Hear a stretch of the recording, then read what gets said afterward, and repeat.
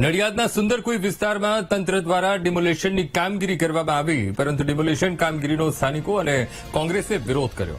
મહત્વનું છે કે ઉત્તર સંડાથી પીપલજ તરફ બની રહેલા નવા ઓવરબ્રિજ માટે મહાપાલિકા દ્વારા 32 મીટર વિસ્તારની અંદર આવતા બાંધકામ દૂર કરવા કામગીરી કરાઈ રહી છે. આ માટે અગાઉ તંત્ર દ્વારા વૈકલ્પિક જગ્યા ફાળવવામાં આવી છે, પરંતુ હજુ સુધી રહીશોને વૈકલ્પિક જગ્યા બતાવવામાં આવી નથી. જગ્યા ન બતાવાઈ હોવાથી લોકો અન્ય જગ્યાએ રહેવા નથી ગયા, ત્યારે ફાળવેલી વૈકલ્પિક જગ્યા આપીને લોકોને બાંધકામ માટે સમય આપ્યા પછી ડિમોલિશન કરવા માંગ કરવામાં આવી છે.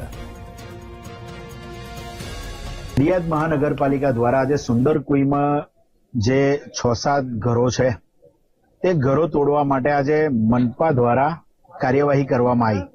પણ કેવી કાર્યવાહી કરવામાં આવી? બિલકુલ બોગસ કાર્યવાહી. વિકાસની સામે આ લોકો સાથ આપવા તૈયાર છે અને અમે પણ સાથ આપવા તૈયાર છે, પણ આ લોકોએ મુખ્યમંત્રીશ્રીને અરજી કરેલી, નગર નિયોજનમાં કરી હતી, કલેક્ટર સાહેબનો એ છે. આટલી બધી અરજીના જવાબ આવ્યા છતાં આ લોકોએ 3/4/2025 આ લોકોને લેખિતમાં ઓર્ડર આપી દીધો કે તમારી આ જગ્યાના જગ્યાએ બીજી જગ્યા તમને ફાળવવામાં આવે.